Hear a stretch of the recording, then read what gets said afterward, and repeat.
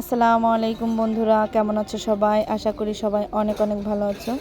আর আল্লাহর অশেষ রহমতে আমিও ভালো আছি। তো আজকে হচ্ছে আমি কচু ভাজবো। আর এটা হচ্ছে পানি কচু, যেটা বাজারে বড় কচু বলা হয়।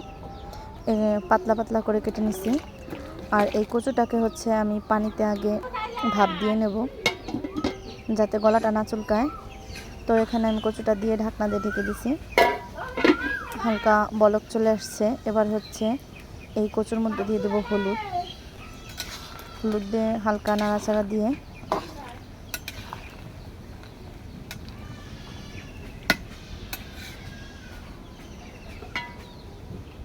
আবার ঢাকনা দিয়ে ঢেকে দিলাম। এভাবে কিছুক্ষণ বলক ওঠার পর লবণটা দিয়ে দেবো।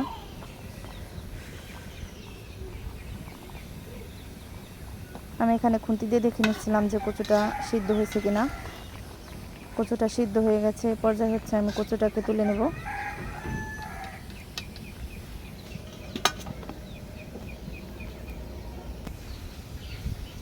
আমার কচু তোলা শেষ। এবার হচ্ছে কড়াইতে দিয়ে দিলাম তেল। এবার কচুগুলোকে ভেজে নেব। আর এই কচুর মধ্যে আলাদা কোনো লবণ বা হলুদ দেবো না, কারণ পানির মধ্যে লবণ আর হলুদটা দিয়ে দিচ্ছি। এবার হালকা আঁচে ভেজে নেব। এখন আমার কচুটা এক পিঠ হয়ে গেছে, এজন্য উল্টে দিচ্ছি। সবগুলো কচু উল্টে দেবো। আর এই কচুটা এভাবে হালকা ভাপ দিয়ে পানি ফেলে দিয়ে খেলে গলাটা চুলকাবে না। সময় ভাজা কমপ্লিট।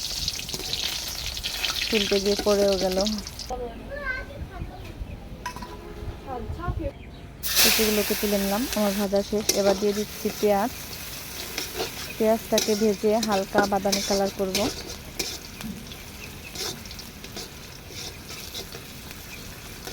আর আমি যেভাবে রান্না করি প্রতিদিন, সেটাই আপনাদের সাথে শেয়ার করি। আমার পেঁয়াজটা হালকা বাদামি কালার হয়ে গেছে। এই পর্যায়ে দিয়ে দিচ্ছি আমি পেঁয়াজ বাটাটা আবার হালকা একটু ভেজে নেব। এরপর দিয়ে দিচ্ছি আদা বাটা, জিরে বাটা, রসুন বাটা। আর আমি সব মশলাই বেটে খাই, কারণ বাটা মশলার স্বাদই অন্যরকম। তাই মশলাটাকে হালকা ভেজে নেব। আমার ভাজা কমপ্লিট প্রায়। এবার দিয়ে দেবো হচ্ছে অল্প পরিমাণে পানি দিয়ে এর মধ্যে হচ্ছে অন্যান্য সব গুঁড়া মশলা দিয়ে দেবো। এইভাবে পানি দিলে মশলাটা পুড়ে না। এবার দিয়ে দিলাম 1 চামচ মরিচের গুঁড়ো। আর অল্প পরিমাণে দিয়ে দিচ্ছি হলুদের গুঁড়ো। আমরা হলুদ তেমন একটা খাই না, তো ভিডিওর সাথে অল্প একটু হলুদ দিলাম, কারণ আমার শ্বশুর হচ্ছে গ্রামের মরিচ। এবার হচ্ছে ভেজে রাখা কচুটা দিয়ে দিলাম। কচুটা দিয়ে হালকা কিছুক্ষণ নেড়ে চেড়ে নেব।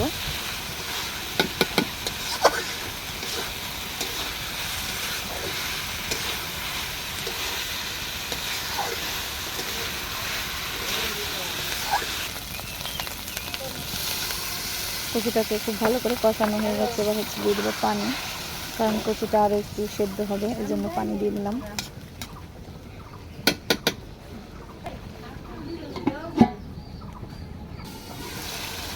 ঢাকনা দিয়ে কিছুক্ষণ ঢেকে রাখবো।